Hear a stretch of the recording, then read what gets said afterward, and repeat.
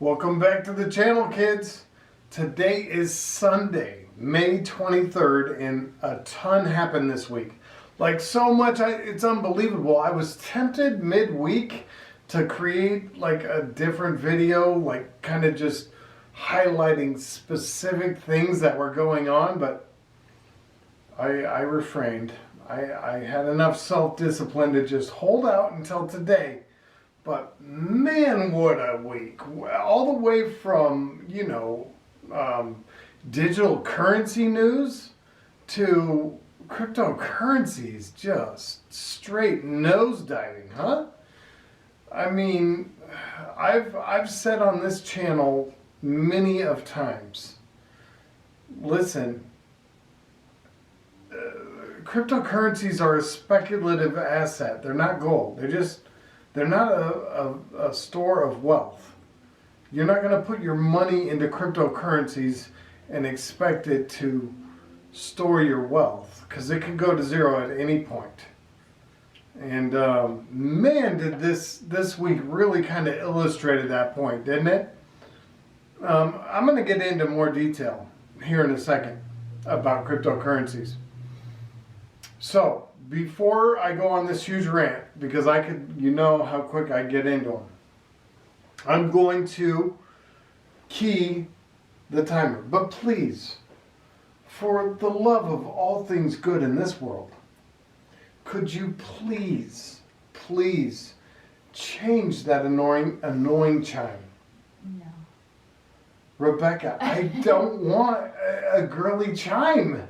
I want something manly. Okay. Now you agree? Yeah, sure. Okay. All right. She agreed. You all heard it. So, without further ado, are you going to start it? Oh, God. There goes the anxiety. I've got some anxiety over this one. So, here's the thing. I want to point this out, but I know the people that really watch this channel, like, they already get it. They already know. But I'm going to just point it out because, I'm going to toot my own horn. I finished last week's video with a notation that, hey, guess what? They're going to destroy our currency. There's just no doubt about it. They're going to destroy our currency. And they are going to introduce a digital currency. That's how I finished last week's video. Guess what happened this week? Let me show you. This crackhead, I'm sorry, did I say crackhead? Oh no. This crackhead here. Not that one, this one. This crackhead. That crackhead right there. Talking about him.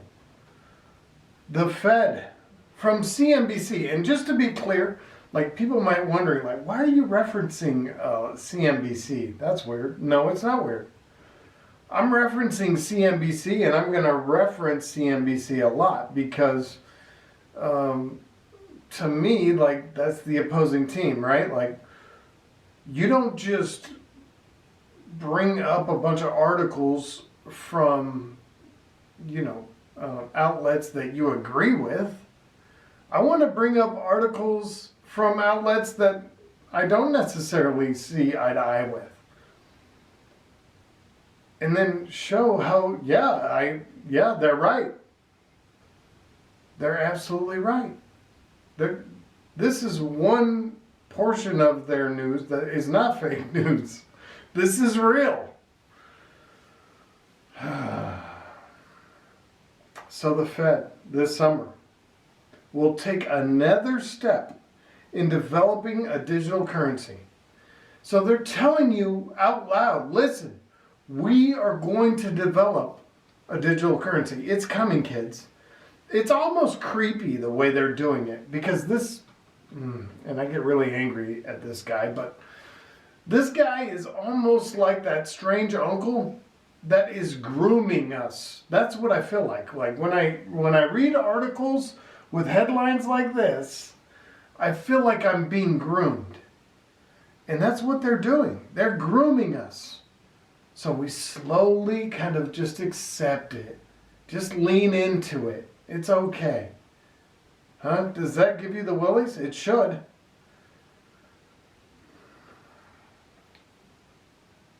Babe, you ever hear that joke about the cowboys? Like, why did cowboys get intimate with sheep next to cliffs? Have you heard this, Joe? No. The reason cowboys get intimate with sheeps next to a cliff is because the sheep pushes back. You didn't? Oh my God. You can see the face she just made. It's a bad joke, but that's kind of what... Right now the Fed has all of us next to a cliff. That's what the threat is. Like, the economy is going to fall off a cliff. They know it. And something that might be able to save the economy is moving towards a digital currency. Well, lowdown, how is that going to save the economy? How is that going to happen? Well, when you transition to a digital currency, think about this now. It's programmable money. It's programmable currency. Hey, John over there, who has this account with his digital currency in that account. Hey, John, you haven't been spending your money fast enough. We need to encourage the velocity of money, right? So in order to encourage the velocity of money, we're going to tell John, listen, you have until this date, maybe 30 days, 60 days, whatever it is, to spend this digital currency or it disappears. That's programmable money. And that's what they're going to do. But a long time ago, like, you might listen to me saying this stuff and you're like, you're crazy, that'll never happen. It wasn't so long ago when I was talking about digital currencies and people were telling me, you're crazy. We're never moving to a digital currency.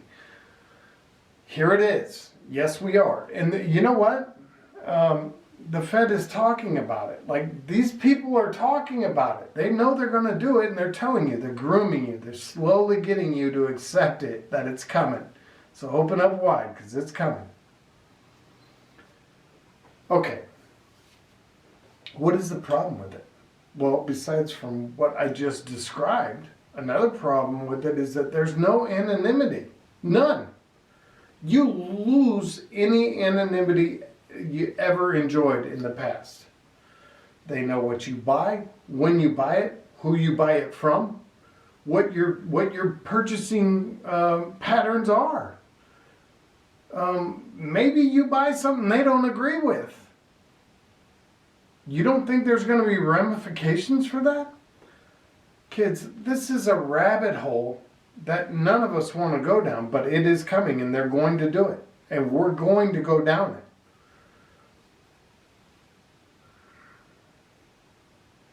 It's incredibly discouraging.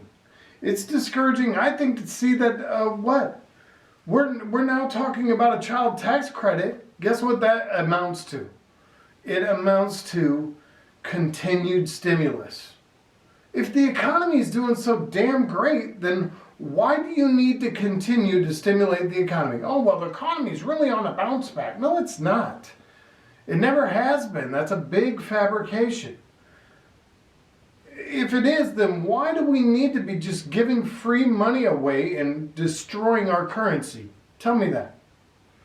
We're destroying our currency because we're going to move towards a digital currency. And in the process, if these clowns have any luck at all, which I doubt they will, they're going to try to maintain the U.S. dollar's position as the world's reserve currency. But I doubt that's gonna continue to happen. So look here. This is from who's this from? The Tax Policy Center. Okay. The briefing book. Oh, okay. Well, shoot, we're really serious people over here, aren't we? Look what these people got going. 2021, the child tax credit provides a credit up to $3,600 per child under the age of 6 and $3,000 per child from ages 6 to 17. Good Lord. And we're going to just do this? Like, we're just going to give money away until when? Well, it tells you right down here. Look. It'll be in effect, again, for 2022 through 2025? You're just going to get, well, okay, wait a minute. Who's eligible? I want to know who's eligible. Like, am I getting that money? I got a kid. Let's see. If I scroll down, can I get more information? Guess who's eligible? Second paragraph down right here, where I'm moving my stuff.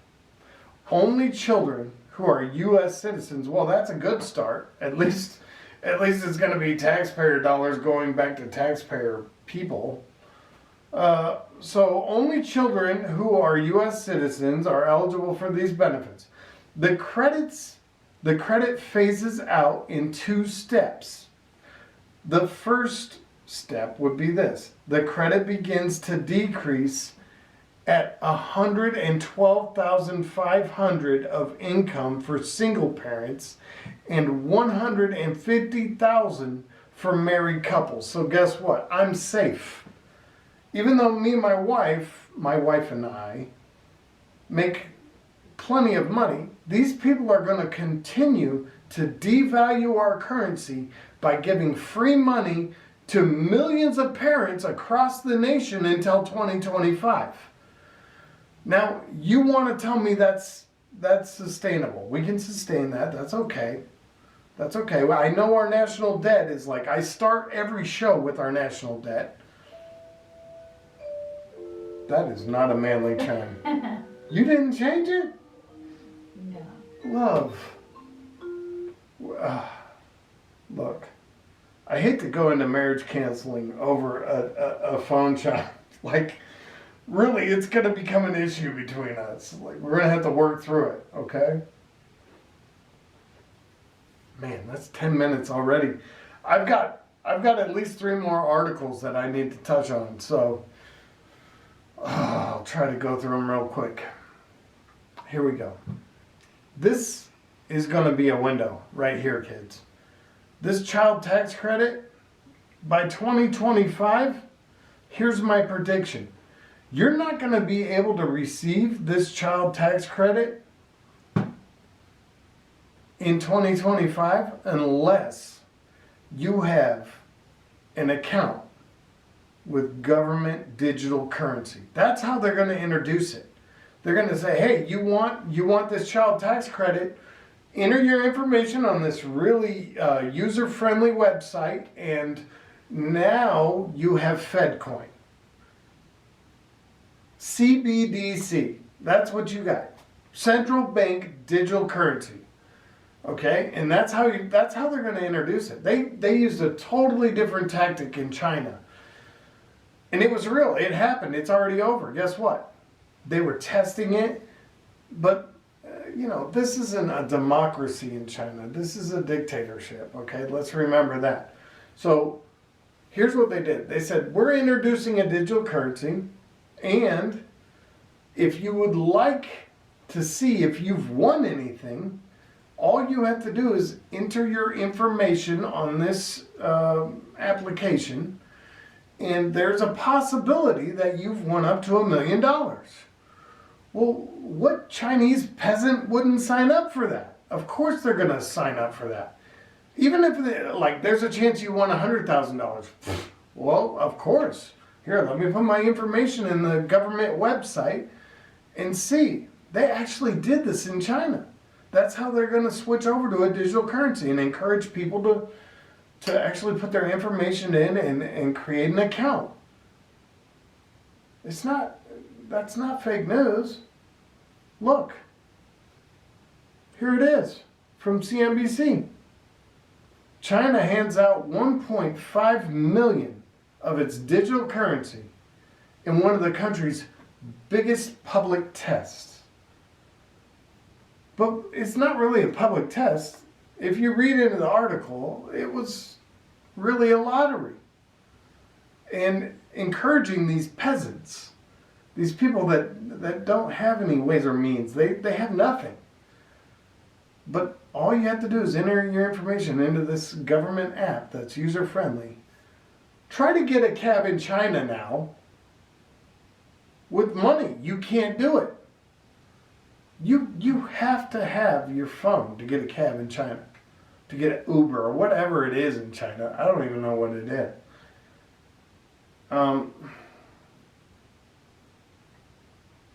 Guys, this is coming.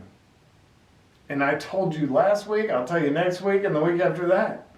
Digital currency is coming.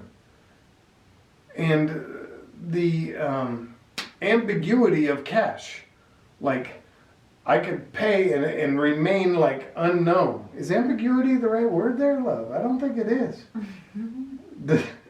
Oh, you laugh at that. Why? It's your channel. What? It's your channel. Oh. You use whatever words you want. Oh, I like that. Well, you know what? It's my channel, and I'll use whatever word I want. I guess the anonymity is the word I was looking for. Like, to remain anonymous. Digital currency removes all of that anonymity. And I thought that was what was supposed to be so great about Bitcoin, is the anonymity. Oh, well, you keep government out of it. It's not really, the government doesn't have their hands in it. There's no government oversight. Look what's happening. What's happening? What is it? Guess what it is? U.S. Treasury calls for stricter cryptocurrency compliance with the IRS. Says they pose tax evasion risk. Believe this, kids, no matter what, the government's going to get their slice of your crypto. I guarantee it. And I don't even care if crypto crashed and it's, you're at half of what you had before. Whatever you have, they're going to get their piece of the pie. So right here, this week, the Treasury Department announced that it will require any transfer worth $10,000 or more to be reported to the IRS. So much for your digital anonymity. And I don't care if it's Bitcoin, Ethereum, whatever, Dogecoin, I mean all of it. There is no anonymity. It's not gold. It never will be. Gold doesn't lose its value like Bitcoin does, like Ethereum does. It just doesn't. 5,000 years of history with gold. None with Bitcoin. You got maybe, a decade? 11 years? 12 years? Ooh. You're showing us you're so big and grown. Please. Okay. What do you think? I'm at 20 minutes at least? Sorry.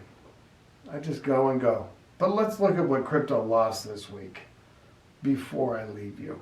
What did the crypto markets do? A crypto crash wiped out 1 trillion this week. 1 trillion. Okay, so it's like, oh yeah, here's what happened. Oh yeah, you guys are going to explain it so eloquently. I highly doubt that. But look at this here. Bitcoin, which accounts for more than 40% of the global crypto market, nosedived 30% to 30,000 on Wednesday, its lowest point since January. Amounting to $1 trillion gone, just like that. Like, my wife and look, I'm not a cryptocurrency hater. I think cryptocurrencies are here to stay. And I think it's wise to invest in them, a small portion of your portfolio. But I'll be honest with you, like a very small portion of our portfolio was invested this week. We lost in excess of $2,500. Well, we can't afford to lose that. So I would say now we're going to have the conversation. But look, we were too heavily allocated into the cryptos, and we need to allocate monies elsewhere because we just can't afford to lose that type of money. We work too hard for our money, and most Americans do. So losing $2,500 just like that because some, hyper intelligent space nut is throwing out tweets, like I don't want that guy to, when one person, just one single person can send out a tweet and affect an asset like that, like a speculative asset like Bitcoin. When one person can send out a tweet, Elon Musk, and nosedive that asset, that tells me that's not a spot I really want to put a lot of my portfolio into, right? I mean, that's common sense. Okay, hold on, because I got to bring it back to center. I'm going to try anyway. This, it's only going to grow. They can't stop stimulating the economy at this point. Okay? When the child tax credit doesn't keep the markets propped up and the retail sales propped up, when all the small businesses that close because of government stance as we moved through COVID, like, oh crap, now the video's gonna get flagged by YouTube. I'm sorry. We got as we transitioned and moved through the great health crisis.